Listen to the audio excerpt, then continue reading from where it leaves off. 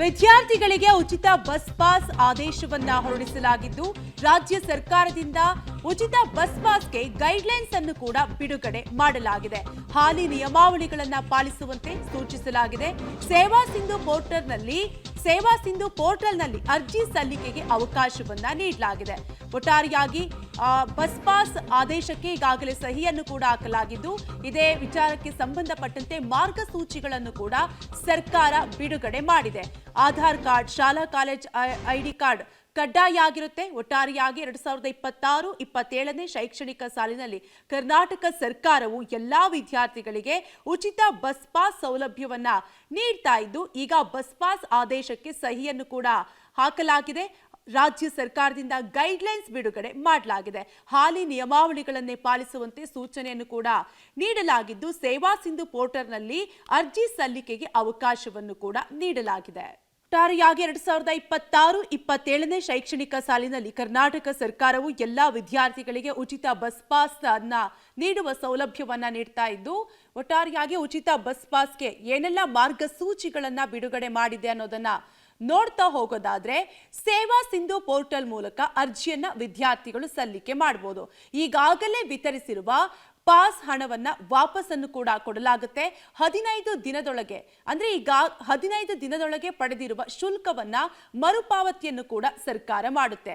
ವಿದ್ಯಾರ್ಥಿ ಸಂಚರಿಸುವ ದೂರದ ಮಿತಿಯನ್ನ ನಮೂದಿಸಿರಬೇಕು.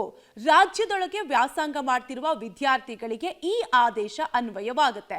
ರಾಜ್ಯದ ಎಲ್ಲಾ ವಿದ್ಯಾರ್ಥಿಗಳಿಗೂ ಕೂಡ ಉಚಿತ ಬಸ್ ಪಾಸ್ ವಿತರಣೆಯನ್ನ ಮಾಡಲಾಗುತ್ತೆ. ಡೀಟೇಲ್ಸ್ ಕೊಡ್ತಾರೆ ನಮ್ಮ ಪ್ರತಿನಿಧಿ ಅರುಣ, ದೂರವಾಣಿ ಸಂಪರ್ಕದಲ್ಲಿ ಕನೆಕ್ಟ್ ಆಗಿದ್ದಾರೆ. ಅರುಣ, ಈಗಾಗಲೇ ವಿದ್ಯಾರ್ಥಿಗಳಿಗೆ ಉಚಿತ ಬಸ್ ಪಾಸ್ ಅನ್ನ ನೀಡಲು ಆದೇಶವನ್ನ ನೀಡಲಾಗಿದೆ. ಆದೇಶಕ್ಕೆ ಸಹಿಯನ್ನು ಕೂಡ ಹಾಕಲಾಗಿದೆ. ಸೊ ಉಚಿತ ಬಸ್ ಪಾಸ್ಗೆ ಏನೆಲ್ಲ ಮಾರ್ಗಸೂಚಿಗಳನ್ನ ಸರ್ಕಾರ ಬಿಡುಗಡೆ ಮಾಡಿದೆ? ಎಸ್ ಕಾವ್ಯ, ರಾಜ್ಯದಲ್ಲಿ ಇದೇ ಮೊದಲ ಬಾರಿಗೆ ವಿದ್ಯಾರ್ಥಿಗಳಿಗೆ ಅಂದ್ರೆ PG ವರೆಗೆ ಓದ್ತಕ್ಕಂತಹ ವಿದ್ಯಾರ್ಥಿಗಳಿಗೆ ಉಚಿತ ಬಸ್ ಪಾಸ್ ವಿತರಣೆಯನ್ನ ಮಾಡ್ಲಿಕ್ಕೆ ಗೈಡ್ಲೈನ್ಸ್ ಅನ್ನ ಅಂದ್ರೆ ಸರ್ಕಾರದಿಂದ ಕೂಡ ಈ ಒಂದು ಐತಿಹಾಸಿಕ ಯೋಜನೆಗೆ ಅನುಮೋದನೆ ಸಿಕ್ಕಿದೆ.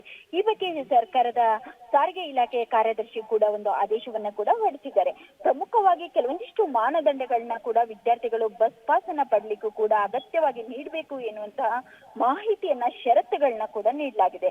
ಪ್ರಮುಖವಾಗಿ ವಿದ್ಯಾರ್ಥಿಗಳು ಅವರ ಒಂದು ವಿದ್ಯಾಭ್ಯಾಸದ ಮಾನದಂಡ ಅಂದ್ರೆ ಯಾವ ಕಾಲೇಜಿನಲ್ಲಿ ಓದ್ತಾ ಇದ್ದಾರೆ, ಜೊತೆಗೆ ಅವರ ಒಂದು ಶೈಕ್ಷಣಿಕ ವರ್ಷ ಹೇಗಿದೆ, ಜೊತೆಗೆ ವಿದ್ಯಾರ್ಥಿಗಳು ಮನೆಯಿಂದ ಕಾಲೇಜಿಗೆ ಸಂಚರಿಸಬೇಕಂತಂದ್ರೆ ಎಷ್ಟು ದೂರದ ಮಿತಿ ಇರಬೇಕು, ಹೀಗೆ ಹಲವು ಮಾನದಂಡಗಳನ್ನ ಕೂಡ ನೀಡಲಾಗಿದೆ. ಜೊತೆಗೆ ಇವಾಗ ಸದ್ಯ ಯಾರೆಲ್ಲ ಬಸ್ ಪಾಸ್ ನ ಪಡೆದಿರ್ತಾರೋ ಅದೇ ರೀತಿಯಾಗಿರ್ತಕ್ಕಂತಹ ಮಾನದಂಡಗಳನ್ನ ಕೂಡ ಈ ಒಂದು ಆದೇಶದಲ್ಲಿ ಕೂಡ ಹೊರಡಿಸಲಾಗಿದೆ. ಪ್ರಮುಖವಾಗಿ ಕರ್ನಾಟಕ ಒನ್ ಇರಬಹುದು, ಬೆಂಗಳೂರು ಒನ್ ಮೂಲಕ ಅಥವಾ ಸರ್ಕಾರದ ಸೇವಾ ಸಿಂಧು ಪೋರ್ಟಲ್ ನಲ್ಲಿ ಶಾಲೆಗಳು ಸೇರಿದಂತೆ ಎಲ್ಲಾದ್ರೂ ಕೂಡ ಆನ್ಲೈನ್ ನಲ್ಲಿ ಅರ್ಜಿಯನ್ನ ಸಲ್ಲಿಕೆಯನ್ನ ಮಾಡಬಹುದಾಗಿದೆ.